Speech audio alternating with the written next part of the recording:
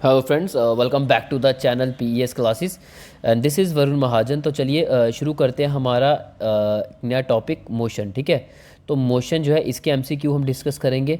और इसके MCQ को डिस्कस करने से पहले मैं आपको एक चीज़ क्लियर कर दूं। कुछ बच्चे ये सोच रहे होंगे कि अभी हमारा जनरल अवेयरनेस चल रहा था, तो मत सोचो आप कि जनरल अवेयरनेस को हमें रोक दिए। नहीं, बेसिकली क्या है, मैं आपके टॉपिक्स को मिक्स करके लेकर आऊँगा। इससे आप भी जो है बोर महसूस नहीं करोगे। नहीं तो क्या होगा, देखो मैं जनरल अवेयरनेस को अगर पकड़ के रखता हूँ तो इसी के डेली टॉपिक आते जाएंगे, बच्चा बोर महसूस करना शुरू कर देता है ना।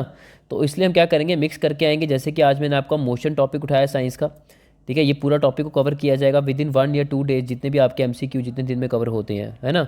तो ये 1-2 दिन में इसके MCQ किए जाएंगे प्रैक्टिस। फिर नेक्स्ट टॉपिक हो सकता है मैं मोशन के अलावा आपका नेक्स्ट टॉपिक लेकर आऊँ, जैसे कि हार्डवेयर एंड सॉफ्टवेयर, है ना। तो हार्डवेयर एंड सॉफ्टवेयर लेकर आऊँ कंप्यूटर का।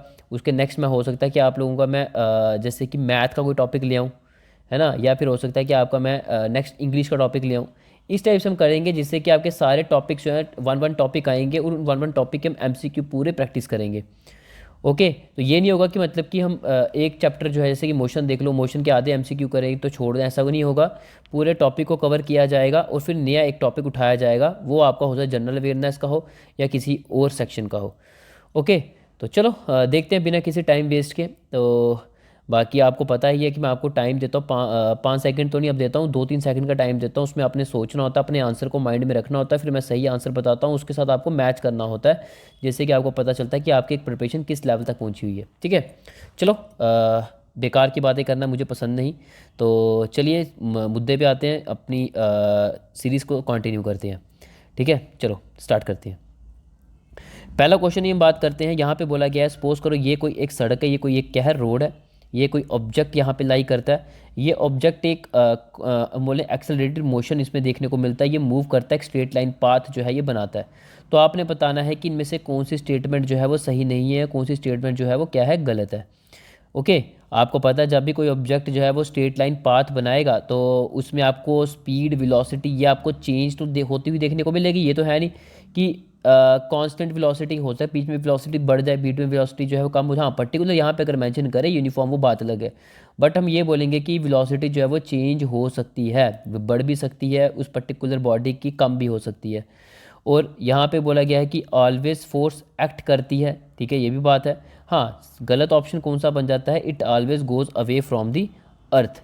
ओके, तो हम ये बोलेंगे कि ये ऑप्शन इसका गलत बन जाता है, ऑप्शन सी। ओके, नेक्स्ट हम बात करते हैं। पहला क्वेश्चन तो हो गया हमारा, अब सेकंड क्वेश्चन देखते हैं। फर्स्ट क्वेश्चन वैसे भी इतना इंपॉर्टेंट नहीं था, अगर आप छोड़ना चाहो छोड़ भी सकते हो, ये पूछने के चांसेस बहुत कम होते हैं इसके। ठीक है, नेक्स्ट क्वेश्चन देखो। वैसे मैं आपको बताऊं, ये जो पहला क्वेश्चन था ना आपका, ये अगर आप देखो ना, कई सारी बुक्स में मैंने देखा ये इसका ऑप्शन जो है ये लगा के रखा हुआ है इन्होंने, बट इसका ये ऑप्शन नहीं है, इसका ऑप्शन जो है वो सी है। ठीक है, कई सारी बुक्स में इसका ऑप्शन ये चल रहा है। तो इसलिए जो क्वेश्चन थोड़े कंट्रोवर्शियल टाइप के होते हैं, जो आप बोल सकते हैं जिन क्वेश्चन पे थोड़ा डाउट बना होता है, जो 2 ऑप्शंस के साथ होते हैं, उन क्वेश्चंस को वैसे भी जो है वो एग्जामिनर कम ही पूछता है। ठीक है ना, तो इसलिए इसको आप स्किप कर सकते हो। और इससे पहले एक और क्वेश्चन था, एक बच्चे ने जो है वो बोला था कि इस बारे में कि पुलिकट लेक के बारे में, है ना। वो पुलिकट लेक वाला जो क्वेश्चन था ना, वो भी एक डबल क्वेश्चन था, उसमें भी दो ऑप्शंस थे। एक आपका जो था आंध्र प्रदेश था, दूसरा आपका था तो चेन्नई था, है ना। तो हम ये बोलेंगे आंध्र प्रदेश भी इसका सही ऑप्शन था, इसका चेन्नई भी था, क्योंकि आपको पता है 96% जो हमारी ये जो पुलिकट लेक है, ये 96% हमारी जो है कहाँ पे, आंध्र प्रदेश में है। और बाकी जो रिमेनिंग है वो हमें जो है वो तमिलनाडु जो है, ठीक है, पर्टिकुलर चेन्नई जो वहाँ पे साइड जो है वो देखने को मिलती है ना। तो इसलिए वहाँ पे भी डबलिंग थी आंसर्स की। तो इसलिए ये भी कुछ बच्चे हो सकता है कि चेन्नई को टिक करें, हो सकता है कुछ आंध्र प्रदेश को टिक करें। तो इस टाइप के जो क्वेश्चंस होते हैं ना, तो इन क्वेश्चंस को वैसे भी आप अवॉइड ही किया करो। एग्जामिनर पूछता तो नहीं है, अगर पूछ भी लेगा तो बाद में ग्रेस मार्किंग मिल ही जाती है ना। तो इसलिए तो इन क्वेश्चंस को अवॉइड किया करो। तो बाकी चलो चलते हम नेक्स्ट क्वेश्चन की बात करते हैं, क्वेश्चन सेकंड की। ठीक है, देखो, according to the third law of motion action and reaction, तो यहाँ पे क्या बोला गया है, आपने पढ़े हैं कि एक फर्स्ट लॉ ऑफ मोशन होता है, एक सेकंड लॉ ऑफ मोशन होता है, एक हमारा थर्ड लॉ ऑफ मोशन होता है ना। अब थर्ड लॉ ऑफ मोशन क्या बात करता है, थर्ड लॉ ऑफ मोशन यही बोलता है, सपोज करो मैं आपको एग्जांपल से समझाता हूँ। ये एक टेबल है, ठीक है, ये एक टेबल है, इस टेबल के ऊपर आपने फोर्स लगाई, या फिर आप ये बोल सकते हो कि आपने क्या किया, आपने अपना हैंड लिया और आपने पंच किया किसके ऊपर, ठीक है, इसके ऊपर। ओके, तो यहाँ पे आपने क्या किया, आपने अपना हाथ जो है यहाँ पे इस पे हिट किया टेबल के ऊपर। तो आपने क्या किया, हाथ जब हिट किया तो ऑब्वियस ही बात है, आपने हैंड को जब हिट करते हो तो यहाँ पे आपने क्या लगाया, एक्शन लगाया, है ना, एक्शन लगाया। अब टेबल पे तो आपने एक्शन लगाया, तो टेबल भी आप पे इक्वल एंड ऑपोजिट रिएक्शन आपको आपके हैंड के ऊपर देखने को मिलेगा फ्रॉम द टेबल की तरफ से, है ना। तो यहाँ पे आप बोल सकते हो जितनी फोर्स से आपने टेबल को हिट किया उतनी फोर्स से टेबल आपके हैंड को हिट करेगा। तो यहाँ पे हम क्या बोलेंगे, थर्ड लॉ क्या बोलता है, देर जब भी एक्शन होगा उसी के ही आपको इक्वल आपको रिएक्शन देखने को मिलता है, और वो भी एक ऑपोजिट देखने को मिलता है। एक्शन अगर इस तरफ होगा तो रिएक्शन इसको इस तरफ होगा, यानी कि ये ऑब्जेक्ट वन है, इस ऑब्जेक्ट वन ने क्या किया, एक्शन मतलब एक्शन लगाया, एक्ट किया किसके ऊपर, ऑब्जेक्ट टू के ऊपर। तो यहाँ पे ऑब्जेक्ट टू जो होगा ये भी इक्वल रिएक्शन लगाएगा किसके ऊपर, वन के ऊपर, है ना। तो यहाँ पे आपको इक्वल एंड ऑपोजिट रिएक्शन जो है वो एक्शन का देखने को मिलेगा। ओके, आई थिंक आपको समझ आ गया होगा। तो यहाँ पे क्या सही ऑप्शन बन सकता है कि थर्ड लॉ ऑफ मोशन जो है वो क्या बोलता है, एक्शन एंड रिएक्शन जो होते हैं वो हमारे क्या होते हैं, always act on different body in the opposite direction. अगर आपने हिट किया टेबल के ऊपर, ये टेबल था, इसके ऊपर आपने, ये आप हो, ठीक है, आपने हिट किया टेबल के ऊपर, ठीक है, तो ये टेबल भी आपको उतनी ही फोर्स के साथ जो है वो हिट करेगा, उतनी ही फोर्स के साथ आपको जो है उसका रिएक्शन देखने को मिलेगा आपके हैंड के ऊपर, उतनी फोर्स के साथ आपको रिएक्शन होगा और आपको लगेगी भी, इंजरी भी होगी, है ना, आपको पेन भी होगी।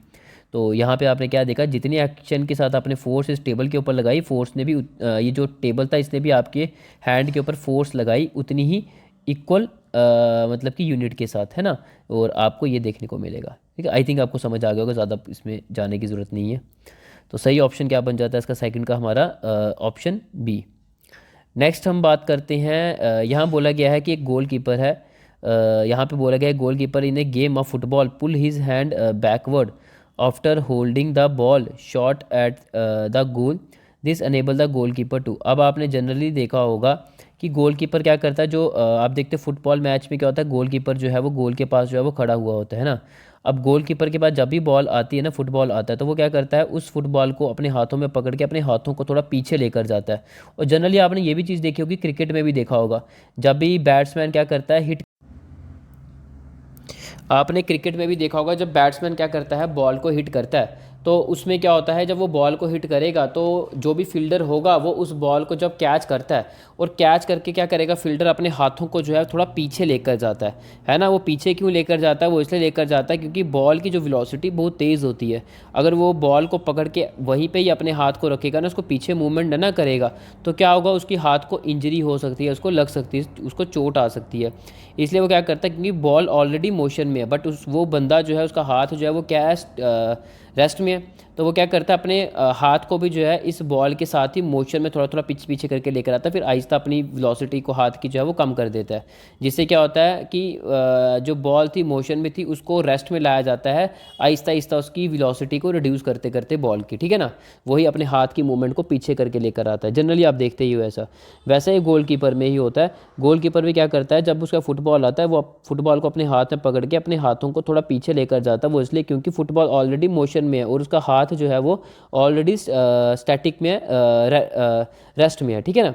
तो वो क्या करता है, फुटबॉल को जब भी वो पकड़ेगा तो वो क्या करेगा, अपने हाथों को थोड़ा पीछे आहिस्ता आहिस्ता स्पीड में लेकर आएगा, और वो क्या करेगा, जो फुटबॉल की वेलोसिटी है उसको आहिस्ता आहिस्ता करके क्या करता है, उसको रिड्यूस करता है, उसको जीरो पे लेकर आता है, ठीक है। तो ये जनरली जो है वो देखने को मिलता है, and this enable the goal keeper to, ठीक है, this enable the goal keeper to reduce या decrease the rate of change of momentum. तो यहाँ पे आपको चेंज मोमेंटम जो है उसका डिक्रीज होता हुआ देखने को मिल रहा है। मोमेंटम आपको होता है मास इनटू वेलोसिटी, तो फुटबॉल जितनी वेलोसिटी के साथ आ रहा है, तो इस बंदे ने जब कैच किया और उसकी वेलोसिटी को उतना ही रिड्यूस किया, पीछे हाथों को लाते लाते मोमेंटम हमें रिड्यूस होता हुआ देखने को मिल रहा है, ठीक है ना।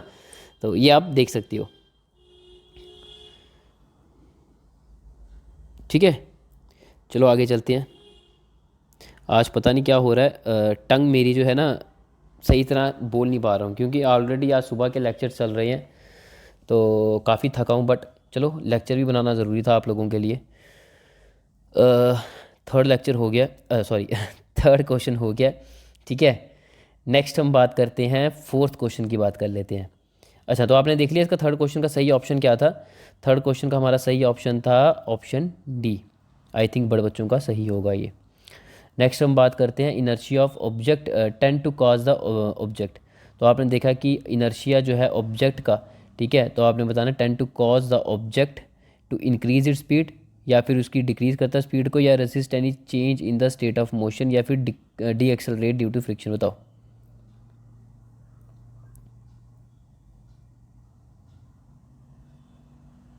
देखो यार, मैं आपको एक चीज़ बताता हूँ। आपने जनरली देखा होगा कि अब ये अगर आपका एक ऑब्जेक्ट है, ये अगर ऐसे रेस्ट में पड़ा हुआ है ना, तो ये रेस्ट में ही पड़ा रहेगा, है ना। या कोई मानो आप, ये कोई आपका टेबल है, टेबल के ऊपर बुक पड़ी हुई है ना, किताब पड़ी हुई है। अब ये किताब इस टेबल के ऊपर पड़ी है, तो ये ऑटोमेटिक खुद मूव नहीं करेगी, ये तब मूव करेगी जब बाहर से इसके ऊपर एक्सटर्नल फोर्स लगेगी, ठीक है।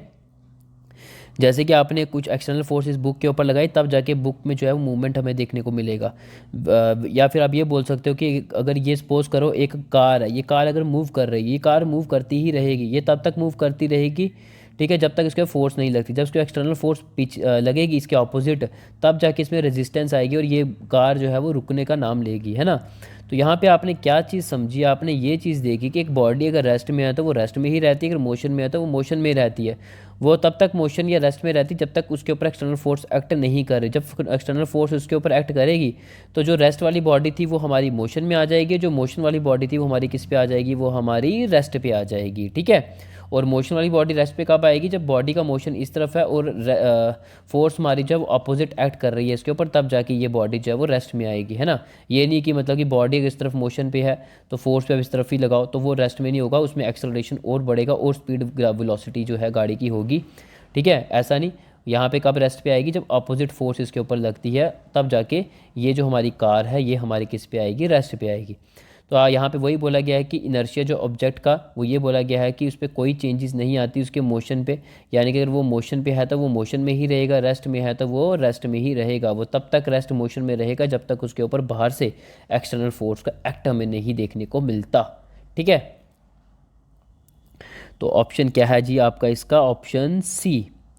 नेक्स्ट हम बात कर लेते हैं जी, फिफ्थ की बात करते हैं। A passenger in a moving train toss a coin which fall behind him, it means that the motion of the train is. अब यहाँ पे क्या देखते हो, एक ट्रेन है, एक ट्रेन में पैसेंजर बैठा हुआ है, ठीक है। वो क्या करता है, वो कॉइन को जो है वो टॉस करता है, और टॉस करके क्या देखता है कि कॉइन जो है, ये बंदा खड़ा है, इसने यहाँ से कॉइन को टॉस किया ऊपर, और कॉइन जो है इसके पीछे जाके गिरता है, ठीक है। ट्रेन आगे को जा रही है और ये कॉइन जो है ऊपर टॉस किया और ये पीछे को आगे मतलब आके गिरता है। तो आपने बताना है कि जो मोशन है ट्रेन का, वो क्या एक्सेलरेटेड मोशन है, यूनिफॉर्म मोशन है, जितना है उतना ही कांस्टेंट है मोशन, या बढ़ता हुआ मोशन देखने को मिला, स्पीड बढ़ती हुई नज़र आ रही है, या फिर रिटार्डेड है, यानी कि जितनी स्पीड के साथ ट्रेन जा रही थी उसमें हमें अब डिक्रीज़ होता हुआ देखने को मिली उसकी वेलोसिटी में ट्रेन की, तभी जाके पीछे जो है ये गिरा है, या ये है, या फिर सर्कुलर ट्रैक में ट्रेन चल रही है, या फिर ये कारण बन सकता है जिसके कारण आपको एक कॉइन इसके पीछे गिरता हुआ देखने को मिल सकता है इस बंदे के। तो बताना सही ऑप्शन इसका क्या बन जाता है, तो बताओ सही ऑप्शन इसका क्या है।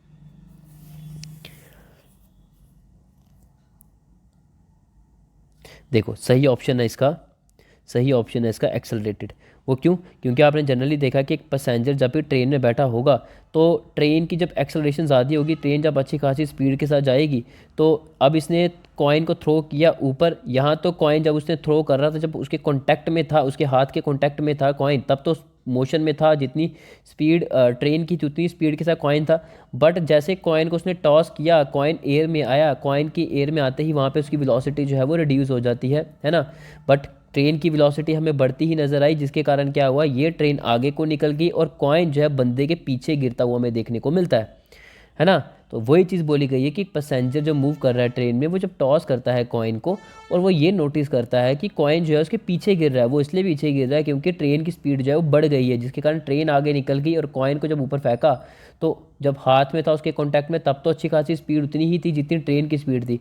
जब हाथ के कॉन्टैक्ट से कॉइन ऊपर जाता है एयर में, यहाँ पे वेलोसिटी इसकी रिड्यूस होती है, रिड्यूस होने के कारण क्या होता है, ये कॉइन बैकवर्ड में गिरता है उस बंदे के, ठीक है। वो पीछे गिरता है और ट्रेन जो है वो आगे को निकल जाती है, ठीक है। आई थिंक आपको समझ आ गया होगा। अगर समझ आ गया तो आप लोगों को पता क्या करना, आपने जल्दी से जल्दी वीडियो को क्या करो, लाइक करो, ठीक है। मुझे पता चले आपको कितना समझ आ रहा है, लाइक करो। और प्यारा सा एक नीचे कमेंट करके बताओ कि आपको वीडियो कितनी पसंद आ रही है। ओके, तो ये चीज़ आपने करनी है। और साथ में चैनल को सब्सक्राइब नहीं किया है, अगर आप न्यू व्यूअर हो तो जल्दी से चैनल को सब्सक्राइब भी करो और बेल नोटिफिकेशन को भी ऑन करो, ठीक है। अच्छा, तो क्या बताया मैंने, इसका सही आंसर क्या है? इसका सही आंसर आपका एक्सेलरेटेड। नेक्स्ट हम बात करते हैं। यहाँ बोला गया एक ऑब्जेक्ट है जिसका मास क्या 2 kg, वो स्लाइड कर रहा है with a constant velocity of 4 metre पर second on a frictionless horizontal table. The force required to keep the object moving with the same velocity is, देखो ये न्यूमेरिकल है, इसको थोड़ा सॉल्व कर लेते हैं, बट आप लोग भी अपने एंड से इसे सॉल्व कर सकते हो, ठीक है। अपना आंसर जो है माइंड में रखो, यहाँ पे मैं खुद से करता हूँ, फिर उसके बाद आप अपने आंसर को मेरे आंसर के साथ मैच करो। देखो यहाँ पे पहले लिखते हैं हम, क्या हमें गिवन है, मास हमें गिवन है 2 kg, ठीक है। ये कोई ऑब्जेक्ट है, उसका मास क्या है 2 kg, वो स्लाइड कर रहा है। आपको पता है ना हमारी कितने तरह की जो है वो मोशन होते हैं, जैसे कि सपोज करो ये एक फ्लोर है, इस फ्लोर के ऊपर आपको एक स्लाइडिंग भी देखने को मिलती है, बोल सकते हो स्लाइडिंग फ्रिक्शन भी देखने को मिल सकती है। जैसे सपोज करो ये कोई ब्लॉक है, इस ब्लॉक को आप ऐसे मूव कराते हो तो ये क्या करेगा, ये ज़मीन के साथ जो है वो हम बोलेंगे लगता हुआ साथ ये आगे को मूव करेगा, तो ये स्लाइडिंग हो गया, ठीक है। और फ्रिक्शन जनरेट होगी इस तरफ अपोजिट इसके, है ना। तो ये हो गया आपका स्लाइडिंग। एक होता है आपका रोलिंग। रोलिंग में क्या होता है, ये फ्लोर है, ये आपके रोल है, ऐसे जैसे आप देख सकते हो टैचीज़ होती है ना आपकी, जिसमें आप क्या कहते हो कपड़े वगैरह अपने पैक करते हो आप कहीं घूमने के लिए जब जाते हो, है ना। तो जनरली वो बेसिकली वो जो होती है ना आपकी, उसमें आपको रोलर्स जो हैं ये लगे हुए हैं नीचे, रोलिंग इसमें बोलेंगे रोलिंग मोशन है, और फ्रिक्शन इसके अपोजिट देखने को मिलती है ना। तो ये हो गया आपका रोलिंग फ्रिक्शन। वैसे हम बात करें, ये आपका स्लाइडिंग हो गया, ये आपका रोलिंग हो गया, एक आपका काइनेटिक भी होता है, ठीक है। चलो छोड़ो ये चीज़ें बाद में हम देखेंगे, इसको पढ़ने की ज़रूरत नहीं, बस अभी आप यही देखो, छोड़ो सारी बातें जो मैंने आपको बताया इसको भूलो, ठीक है। अभी देखो जो मैं बताने जा रहा हूँ, यहाँ गिवन क्या है, मास दिया हुआ आपको 2 kg, ठीक है। और बोला गया ये जो ऑब्जेक्ट है ये स्लाइड कर रहा है कांस्टेंट वेलोसिटी के साथ, कितनी वेलोसिटी के साथ, 4 मीटर पर सेकंड के साथ जो है इसका मोशन देखने को मिल रहा है। और ये बोला गया ये जो ऑब्जेक्ट है जिस फ्लोर के ऊपर मूव कर रहा है ना, ये फ्रिक्शन लेस है, इस पर फ्रिक्शन वगैरह नहीं है। तो इसका मतलब ये होगा कि स्मूथ हमें जो है वो मोशन होता हुआ देखने को मिल सकता है ना, बिना किसी फ्रिक्शन, बिना किसी रुकावट, बिना किसी रेजिस्टेंस के, बिना किसी बैरियर के, बिना किसी हम ये बात करें अपोजिट फोर्स के, तो ये बिल्कुल स्मूथ मोशन यहाँ पे हमें देखने को मिल सकता है ना। तो यहाँ पे फ्रिक्शन क्या है आपकी ज़ीरो। तो वेलोसिटी गिवन है, मास गिवन है, और ये बोला गया कि आपने ये बताना है कि force required to keep the object moving with the same velocity, तो कितनी फोर्स चाहिए, कितनी कितनी फोर्स चाहिए इस पर्टिकुलर ऑब्जेक्ट को मूव कराने के लिए। तो ऑब्वियस ही बात है, अगर यहाँ पे हमने ये देखा कि ये एक टेबल है, इस टेबल के ऊपर ये ऑब्जेक्ट जो है वो मूव कर रहा है, जिसका वेट मास कितना है 2 kg, और कितनी वेलोसिटी 4 मीटर पर सेकंड की वेलोसिटी के साथ ये मूव कर रहा है, और फ्रिक्शन यहाँ पे क्या है, ज़ीरो, बिल्कुल फ्रिक्शन नहीं है। तो इसका मतलब ये हुआ बाहर से आपको फोर्स देने की ज़रूरत है ही नहीं, क्योंकि ऑलरेडी ये मोशन में ही है ना। मोशन में फोर्स तब देने की ज़रूरत थी बाहर से जब यहाँ पे फ्रिक्शन होती, ये रुकावट करके इसकी वेलोसिटी को रिड्यूस करता है इस ऑब्जेक्ट की, बट फ्रिक्शन है ही नहीं, फ्रिक्शन क्या है, ज़ीरो। तो इसलिए बाहर से आपको जो एक्सटर्नल फोर्स देनी पड़ेगी वो क्या देनी पड़ेगी, 0 न्यूटन की देनी पड़ेगी। तो ये ऑटोमेटिकली जो है वो अच्छे से मूव करेगा ही करेगा, ठीक है। तो आपने बाहर से फोर्स देनी ही नहीं है, ठीक है। तो ऑप्शन क्या है इसका, 0 न्यूटन। ओके, नेक्स्ट हम बात करते हैं rocket work on the principle of conservation of. तो आपने जनरली देखा है जैसे कि आपका रॉकेट होता है, रॉकेट जब भी ऊपर जाता है तो यहाँ पे हॉट गैसेस, जैसे कि आपकी यहाँ पे हॉट गैसेस जो है वो रिलीज़ होती हुई देखने को मिलती है ना। तो हॉट गैसेस रिलीज़ होती है, तो जितना यहाँ पे प्रेशर जनरेट होता है उतना इक्वल प्रेशर इस रॉकेट के ऊपर जनरेट होगा। रॉकेट जो है वो ऊपर जो है वो मोशन होता है और वो हमारा लॉन्च हो जाता है ना। जनरली आप देखते हो ये कौन सा हमारा कंजर्वेशन ऑफ मोमेंटम हमें देखने को मिलता है, कंजर्वेशन ऑफ लीनियर मोमेंटम, ठीक है। तो रॉकेट जो है हमारा किस प्रिंसिपल के ऊपर काम करता है, law of conservation of linear momentum, ठीक है। तो इसका ऑप्शन क्या बन जाता है आपका, ऑप्शन बनता है आपका सी। ओके, नेक्स्ट हम बात करते हैं, यहाँ पे पूछा गया इजी क्वेश्चन है, water tanker filled up to 23 of its height is moving with the uniform speed on a sudden application of brakes the water in the tank would. Generally आपने देखा है कि एक वाटर टैंक है, ठीक है, वो जा रहा है सड़क पे और पूरा फील्ड है वो हम ये बोलेंगे अच्छा खासा फील्ड है, यूनिफॉर्म स्पीड के साथ जा रहा था, बट सडन जो है कोई चीज़ आगे आ जाती है, सपोज करो कोई बिल्ली आ गई है ना, कुत्ता आ गया, कुछ भी आ गया, उसने क्या किया, उसने ब्रेक लगा दी जगदम। अब ब्रेक जगदम लगाएगा तो पानी का मोशन कहाँ पे जाएगा, आपको मैंने पहले भी बताया था, जो ये ट्रक है, ठीक है, या फिर आप बोल सकते हो वाटर टैंकर जो है ये ऑलरेडी क्या है, मोशन में है ना। और पानी भी किस में है, मोशन में ही है, क्योंकि पानी कहाँ पड़ा हुआ है, टैंक के अंदर। तो अगर टैंकर अगर मोशन में है तो ऑब्वियस ही बात है पानी भी जो है वो मोशन में ही होगा, है ना। तो अब आपने क्या किया, टैंकर पे आपने ब्रेक्स एक्ट करके आपने उसको ज़ीरो पोजीशन पे लाया, उसको आपने रेस्ट में लाया। बट पानी तो अभी भी जो है वो मोशन में ही है ना, वो मोशन में ही रहना चाहता है। तो इसलिए क्या होगा, जब आपने इसको रेस्ट में लाया टैंकर को, तो पानी तो ऑलरेडी मोशन में था, वो क्या करता है, वो आगे की तरफ पानी जाता है। बट टैंकर जो है पीछे रुक गया, लेकिन पानी आगे की तरफ जाता है और पानी का फॉरवर्ड मोशन हमें देखने को मिलता है ना। तो जनरली ऐसा ही हमें देखने को मिलता है। जनरली आपने ये एक चीज़ और देखी होगी, वही सेम एग्जांपल है इसी की तरह मिलती जुलती, कि कोई बस आपने देखी, बस में जैसे आपने ट्रैवल किया होगा, बस में आप बैठे होते हैं, बस पहले क्या होती है, बस जो है वो चल रही होती है, और चलते चलते बस जो है जगदम ब्रेक लगाती है। तो आप जनरली देखो कि आप जो आगे की तरफ जो है आपका मूवमेंट होता है, वो क्यों, क्योंकि आप ऑलरेडी मोशन में ही थे, क्योंकि जिस बस में बैठे थे वो मोशन में थी।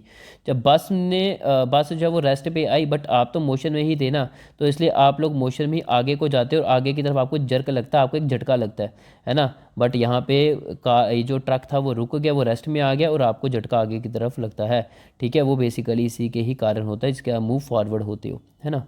तो सही ऑप्शन क्या बन जाता है इसका, मूव फॉरवर्ड। नेक्स्ट हम बात करते हैं 9th। अच्छा, नेक्स्ट क्वेश्चन देख लेते हैं। बीच में वीडियो जो है वो रुक गई थी, तो चलो देखते हैं नेक्स्ट क्वेश्चन। 9th क्वेश्चन हम बात कर लेते हैं। यहाँ पे क्या बोला गया, यहाँ पे यही बोला गया, एक बॉडी है जिसका मास क्या है m और वेलोसिटी क्या है v, बट यही मास क्या हो जाता है, ये डबल हो जाता है और वेलोसिटी कितनी हो जाती है, वो आधी हो जाती है ना। तब आपने बताना है कि मोमेंटम में क्या इफ़ेक्ट देखने को मिलेगा, क्या मोमेंटम जो है वो जो पहले p था क्या वो p ही रहेगा, या फिर वो 2p हो जाएगा, या फिर वो p/2 हो जाएगा, या फिर वो 4p हो जाएगा। तो आपने बताना है पी पे, यानी कि मोमेंटम पे क्या इफ़ेक्ट हमें देखने को मिलेगा मास के डबल होने से और वेलोसिटी के हाफ होने से। ओके, चलो देखते हैं, अभी क्लियर हो जाएगा हमें। अच्छा, तो मैंने क्या बोला आपको, यही बोला मास 1 क्या है हमारा m, ठीक है, वेलोसिटी v1 क्या है हमारी v।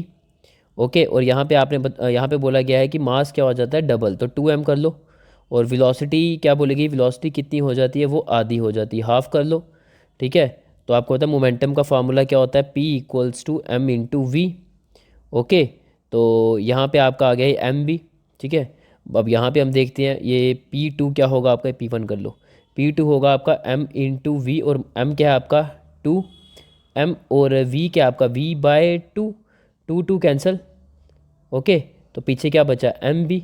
तो आपने क्या देखा, जो हमारा P2 है वो है एम वी, और P1 क्या है हमारा एम वी, और P1 P2 हमारा इक्वल देखने को मिल रहा है, इसमें कोई इफेक्ट हमें देखने को नहीं मिल रहा मोमेंटम में, ठीक है। तो आप ये बोलोगे मास डबल हो गया और वेलोसिटी हाफ होने से मोमेंटम के ऊपर कोई भी इफेक्ट हमें देखने को नहीं मिलेगा।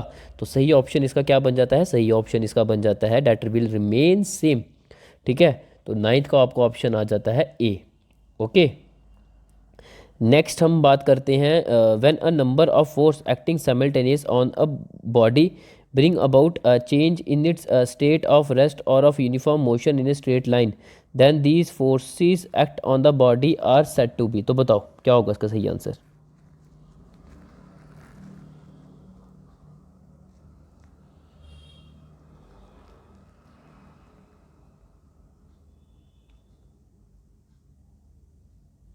ठीक है, नेक्स्ट हम बात करते हैं 11th क्वेश्चन की बात करते हैं। 15 क्वेश्चन डिस्कस करेंगे, बाकी जो रिमेनिंग 15 है वो हमारे नेक्स्ट लेक्चर में आएंगे, ठीक है। तो 15 लेक्चर्स की हम सीरीज़ रखेंगे, या 15 या फिर 20, क्योंकि ज़्यादा लंबा लेक्चर हो जाता है वो फिर अच्छा नहीं होता है ना, बच्चे बोर महसूस करते हैं। तो इसलिए हम रखेंगे 15 क्वेश्चंस का, या फिर ज़्यादा से 20 क्वेश्चंस का लेक्चर रखेंगे एक सीरीज़। बाकी जो रिमेनिंग जो भी क्वेश्चन होंगे वो हम नेक्स्ट जो लेक्चर होगा उसमें हम लेकर आएंगे, ठीक है। तो 15 तक ही हम इसको रखेंगे। टोटल हमने 30 to 33 क्वेश्चन हैं आपके मोशन के, तो 15 क्वेश्चन यहाँ पे हम देख लेते हैं। नेक्स्ट लेक्चर में हमारे 15 जो रिमेनिंग है उनको देख लेंगे हम, ठीक है। चलो अगला देख लेते हैं हमारा, हाँ 11th क्वेश्चन देखते हैं। यहाँ पे बोला गया है कि एक गाड़ी है वो हाई स्पीड के साथ जो है वो शार्प टर्न लेती है।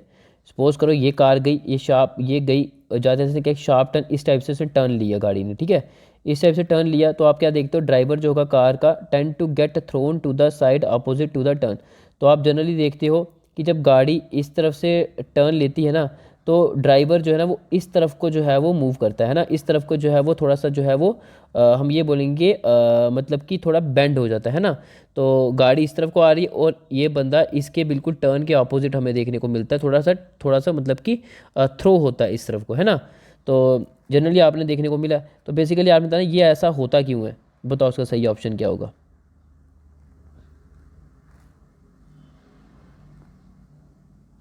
सही ऑप्शन है इनर्शिया ऑफ डायरेक्शन। और ये भी मैं आपको बता दूं, कई सारी मैंने बुक्स में देखा, वहाँ पे इसका जो आंसर बताया जा रहा है ना, वो आपका बताया जाता है इनर्शिया ऑफ मोशन, जो कि गलत आंसर है। इसका इनर्शिया ऑफ डायरेक्शन सही आंसर है। तभी मैंने आपको बोला कुछ क्वेश्चंस ऐसे होते हैं जिसमें जो है वो आंसर की में बड़ा ही फ़र्क होता है ना। तो इसलिए ये ऑप्शन इसका नहीं है, इसका सही आंसर है आपका इनर्शिया ऑफ डायरेक्शन। वो क्यों, क्योंकि आपको पता है अब ये मूवमेंट हुई इस तरफ को, तो ये बंदा इस तरफ को जा रहा है, ये इनर्शिया ऑफ डायरेक्शन है ना। तो जनरली आपने देखा भी है, एक और मैं आपको एग्जांपल से समझाता हूँ, आपको ज़्यादा क्लियर हो जाएगा। जनरली आपने देखा आपने देखी गाड़ी के यहाँ पे टायर्स होते हैं ना, ये टायर के यहाँ पे आपको मड जो है वो पैड देखने को मिलेगा, क्योंकि जब भी कभी मड होता है तो आपको पता है ये गाड़ी का जो पहिया जो है वो किस टाइप से चलेगा, वो इस टाइप से चलता है ना आगे की तरफ। तो ये जो मड होगा ना, ये टेंजेंशियली जो है ये पीछे की तरफ जो है वो थ्रो होता है ना। जनरली आपने देखा है जब गाड़ी आगे को जा रही है टायर इसका, तो जो मड से ऊपर से निकल रही है वो जो कीचड़ होगा वो क्या करेगा, वो टेंजेंशियली जो है वो इस तरफ को जो है वो गिरता है। तभी मड पैड इस टाइप से लगाए जाते हैं, जिससे कि क्या होता है ये इसके ऊपर होगा और गाड़ी जो है वो गंदी वगैरह जो नहीं होगी। ठीक है, तो यहाँ पे जो है मड वगैरह जो यहाँ पे जो है वो चिपक जाता है, स्टिक हो जाता है ना। तो जनरली ये चीज़ देखते हो। और ये भी किसकी एक एग्जांपल है, ये भी एक इनर्शिया ऑफ डायरेक्शन की ही एग्जांपल है। ठीक है, तो जो मड है वो इसने डायरेक्शन को चेंज करके वो जो पैड है उसके ऊपर जो है वो स्टिक होना शुरू हो गया, है ना। तो ये भी हम बोलेंगे कि इसका फिर सही ऑप्शन क्या बन जाता है आपका inertia of direction. I think आपको समझ आ गया होगा, अब ज़्यादा इसमें जाने की ज़रूरत नहीं है।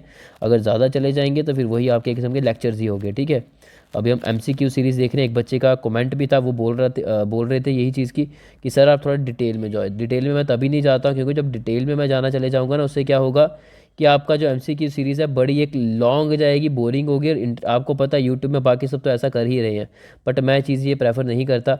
तो हम ये MCQ सीरीज़ कर रहे हैं, तो हम अपने कंटेंट को जो है वो MCQ टाइप का ही रखेंगे, रिवीजन टाइप का ही रखेंगे। अगर मैं एक्स्ट्रा इन्फॉर्मेशन आपको यहाँ पे देना शुरू कर दूँ तो फिर वो कोई फ़ायदा नहीं है, वो फिर एक किस्म का आपकी लेक्चर सीरीज़ ही होगी, वो डबलिंग होगी। क्योंकि लेक्चर सीरीज़ हमने मोशन वैसे पढ़ा हुआ है, तो इसके अलावा कोई भी अगर टॉपिक होता है जो हमने नहीं भी पढ़ा हुआ है तो उसके हम सेपरेट टॉपिक लेकर आएंगे। सुपर नोट सीरीज़ जो हमारी है, ठीक है। बाकी सुपर नोट सीरीज़ को मैंने कंटिन्यू करना था। मैंने बच्चों से कम्युनिटी पोस्ट में पहले पूछा, बच्चों ने बोला कि कम्युनिटी पोस्ट में कि सुपर नोट सीरीज़ को कंटिन्यू भी नहीं किया जाए, अभी आप MCQ ही करवाओ। तो इसलिए हमने MCQ को स्टार्ट किया है। तो कोई नहीं, सुपर नोट सीरीज़ को भी देखते हैं इन फ्यूचर आगे। अभी फ़िलहाल तो आपके एग्ज़ाम है, अभी तो आप पहले MCQ ही करो, उसके बाद देखते हैं क्या बनता है सिस्टम। या फिर आपके इसी सुपर नोट सीरीज़ को कंटिन्यू किया जाएगा, या फिर हो सकता है मैं फॉरेस्टर और बाकी आपके जो भी आने वाले जो पेपर है नायब तहसीलदार, उसका एक सेपरेट कोर्स लेकर आएंगे। ठीक है, वो देखेंगे, बात की बात है, मैं आपसे पूछ लूँगा कम्युनिटी पोस्ट में, जैसा आप बोलोगे वैसा ही होगा। ठीक है, और आपने जनरली देखा है मैं कोई भी चीज़ स्टार्ट करता हूँ मैं सब बच्चों से पूछता हूँ। ठीक है, मैं अपनी मर्ज़ी से कोई चीज़ नहीं लेकर आता, पहले मैं आपसे पूछता हूँ आप क्या इस चीज़ के लिए जो है वो अलो कर रहे हो। अगर आप अलो करते हो तभी जाके वो नई सीरीज़ को जो है वो कंटिन्यू किया जाता है। तभी आप देखते हो कम्युनिटी पोस्ट में मैं आपसे कई सारे क्वेश्चंस पूछता हूँ और उसके आंसर दिया करो, क्योंकि उसी आंसर के बेसिस में ही मैं डिसीजन फिर लेता हूँ कि इस हिसाब से बच्चों की वोटिंग हमें ज़्यादा आ रही है। ठीक है, चलो नेक्स्ट क्वेश्चन देख लेते हैं हम।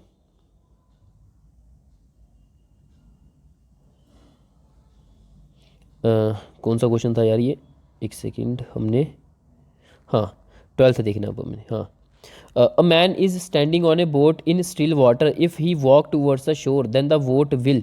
आपने जनरली देखा है ये आपकी एक किश्ती, एक बोट आपकी, ठीक है, ये पानी है। अब ये जो बंदा यहाँ खड़ा हुआ है, ये बंदा क्या करता है, ये बोट के ऊपर खड़ा हुआ है और पानी रुका हुआ है ना। अब ये बंदा वॉक करता है टूवर्ड्स द शोर, ठीक है। तो ठीक है, बंदा जो है वॉक करता है टूवर्ड्स द शोर, या फिर आप बोल सकते हो कि इस तरफ को जा रहा है, ये इस तरफ को जा रहा है शिप को, ठीक है, इस तरफ को जा रहा है। तो जब ये इस तरफ को जाएगा बंदा, तो ये किश्ती नीचे की तरफ जाएगी और ये बंदा जो है वो क्या होगा, बोट जो है वो क्या होगी, बोट हमारी अवे फ्रॉम द शोर होगी या टूवर्ड्स द शोर जाएगी। ठीक है, या फिर बोट जहाँ को है वहीं पे ही खड़ी रहेगी, या फिर कुछ नहीं, इन तीनों में से कोई ऑप्शन नहीं है। ठीक है, तो बताओ इसका सही ऑप्शन क्या होगा, बताओ। इजी क्वेश्चन है यार, ये तो कॉमन सेंस है। अगर ये बोट है, ये स्टेशनरी पानी के ऊपर रुकी हुई है, जब बंदा यहाँ को आएगा तो ऑब्वियस सी बात है ये बोट जो है ये नीचे को जाएगी और ये पीछे की तरफ जाएगी पानी के, है ना। इस पे मोशन होगा, ठीक है, पानी इस पे जो है मोशन इस तरफ को लाएगी और ये बोट पीछे को जाएगी, है ना। तो इसका सही ऑप्शन क्या बन जाएगा, move away from the shore, ठीक है। नेक्स्ट बात कर लेते हैं, 12 हो गया हमारा। 13th क्वेश्चन की बात करते हैं। आपको इनकरेक्ट स्टेटमेंट देखनी है, तो बताओ इसमें से इनकरेक्ट क्या है। Mass is a measure of inertia of body, Newton first law of motion is the law of inertia, unbalance forces produce constant velocity, Newton third law of motion, talk about the direction of the force. बताओ।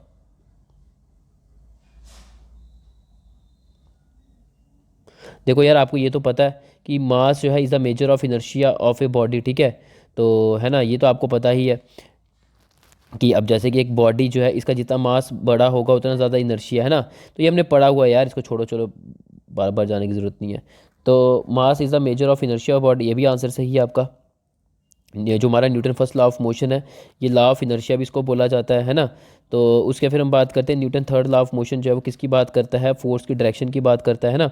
जैसे कि हम बात करते हैं कि यहाँ पे अगर एक्शन इस टेबल के ऊपर होगा, ये आपने क्या किया, कोई किताब को फेंका इस टेबल के ऊपर, है ना। तो एक्शन क्या है, इस तरफ को है, और ये table equal and opposite reaction इस किताब के ऊपर देखने को मिलेगा, है ना। तो ये फोर्स की बात की जा रही है, उसकी डायरेक्शन की बात की जा रही है। तो Newton third law of motion direction of the force की बात करता है, तो ये भी सही है। तो आ जाके सही गलत ऑप्शन क्या बन जाता है इसका, unbalance forces produce constant velocity. Okay, चलो जी नेक्स्ट हम बात करते हैं। A ball is thrown vertically upward in A train moving with the uniform velocity, the ball will fall behind the thrower, fall ahead of the thrower, return back to the thrower, fall on the left of the thrower। बताओ सही option इसका क्या होगा।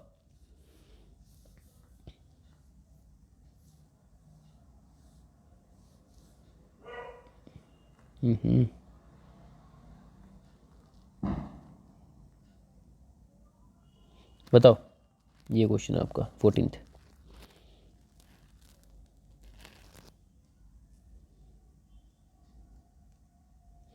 Return back to the thrower, यानी कि जैसे इसने वो फेंका कॉइन, वो उस बंदे के ही हाथ में आएगा, ना वो बंदे के पीछे गिरेगा, ना वो बंदे के आगे गिरेगा, ना वो बंदे के इस तरफ को गिरेगा, ठीक है। अब कैसे कैसे नहीं, थोड़ा इमेजिन करो, थोड़ा सोचो, ऑटोमेटिक आपको उसका आंसर मिल जाएगा। और पहले भी हम इस टाइप का क्वेश्चन डिस्कस कर चुके हैं, ठीक है। थोड़ा सोचो, ठीक है, खुद भी थोड़ा दिमाग में जोर दो, तो आपको पता चल जाएगा। इसका सही ऑप्शन जो है वो हमारा सी बन जाता है, ठीक है। नेक्स्ट क्वेश्चन देखते हैं, ये लास्ट क्वेश्चन आज का रखते हैं, ठीक है। लेंथ जो है वीडियो की काफ़ी लंबी जा रही है। तो which of the following is not an application of conservation of linear momentum. तो आपने बताना है कि लीनियर मोमेंटम का कौन सा जो है वो एप्लीकेशन नहीं है, ठीक है। पहले तो हम देखते हैं कौन सी एप्लीकेशन है। आपको पता है रॉकेट जब भी वो जाता है, ये ग्राउंड है, यहाँ से रॉकेट जब भी जाएगा हॉट गैसेज यहाँ से रिलीज़ होती है। जितना यहाँ पे थ्रस्ट होगी, जितना यहाँ पे जो है वो प्रेशर लगेगा, उतना ही इक्वल इस रॉकेट के ऊपर लगता है। रॉकेट फिर मोशन जो है वो प्रोवाइड किया जाता है इसी इक्वल प्रेशर के कारण, है ना। तो ये रॉकेट फिर ऊपर को जो है वो लॉन्च होता हुआ हमें देखने को मिलता है ना। तो वही बोलेंगे rocket explode on mid way from the ground, ये भी आपका जो है वो हम बात करते हैं, ये एप्लीकेशन बन जाती है किसकी, लीनियर मोमेंटम की। लीनियर मोमेंटम की एप्लीकेशन है, ठीक है। तो फिर हम बात करते हैं जब मैन जंप करता है from the boat to the shore, ठीक है। तो ये भी हम बोलेंगे ये भी आपकी मोमेंटम की, लीनियर मोमेंटम की एग्जांपल है। और बुलेट जब फायर किया जाता है, gun must be held tight to the shoulder, ठीक है। क्योंकि आपको पता है जब भी गन से बुलेट जाता है, बुलेट आगे को जाएगा तो गन में रिकॉयल पीछे की तरफ जर्क लगता है ना। गन पीछे की तरफ एक झटका लगता है और ये आगे की तरफ जो है बुलेट जाता है ना। तो ये भी लीनियर मोमेंटम की हम बात करते हैं कि कंजर्वेशन ऑफ लीनियर मोमेंटम की ही बात करता है, ओके। तो हम ये बोलेंगे तीनों ऑप्शंस जो हैं वो कंजर्वेशन ऑफ लीनियर मोमेंटम की एप्लीकेशंस हैं। तो इसका सही ऑप्शन क्या बन जाता है आपका, नन ऑफ दिस, ओके।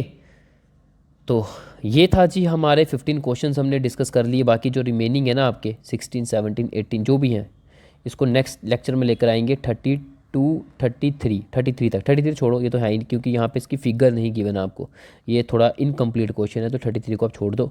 32 तक क्वेश्चन जो है ये हम नेक्स्ट में कवर कर लेंगे, ओके। चलो इतना ही रखते हैं। बाकी वीडियो अच्छी लगी तो ज़्यादातर वीडियो को लाइक करो, चैनल को सब्सक्राइब नहीं किया तो सब्सक्राइब करो, बेल नोटिफिकेशन ऑन करो, फ्रेंड्स को बताओ अपने, ठीक है, कि यहाँ पे जो है वो MCQ सीरीज़ टॉपिक वाइज जो है वो डिस्कस की जा रही है, और साथ में PYQs भी हमने जो है वो डिस्कस किए हैं, ओके। तो बस यही है। बाकी कम्युनिटी पोस्ट में जो मैं आपसे पूछता हूँ तो सब बच्चे पार्टिसिपेट किया करो, अपना आंसर दिया करो। वो ऐसे बेफजूल के नहीं क्वेश्चन होते, उसका कुछ मतलब होता है। वो मैं देखता हूँ आप लोगों का क्या राय है, क्योंकि कोई भी मैं काम करूँगा आप लोगों की राय के बिना जो मैं कोई काम नहीं करूँगा। और हो सकता है इन फ्यूचर मैं एक छोटा सा मीटअप भी करूँगा, जहाँ पे हम जितने हमारे पूरा फैमिली है, PES फैमिली, ठीक है, हम इकट्ठे मिलेंगे, एक दूसरे से बात करेंगे, जिससे क्या होगा, हमें एक दूसरे के बारे में पता चलेगा कि कौन बच्चा किस एग्ज़ाम की प्रिपरेशन कर रहा है, ठीक है। तो आगे की जो भी स्ट्रैटेजी होगी हम एक फेस टू फेस इंटरेक्शन में जो है वो स्ट्रैटेजी को भी डिस्कस करेंगे। ओके, चलो इतना ही रखते हैं, बाकी मिलते हैं नेक्स्ट लेक्चर में। Take care, bye bye.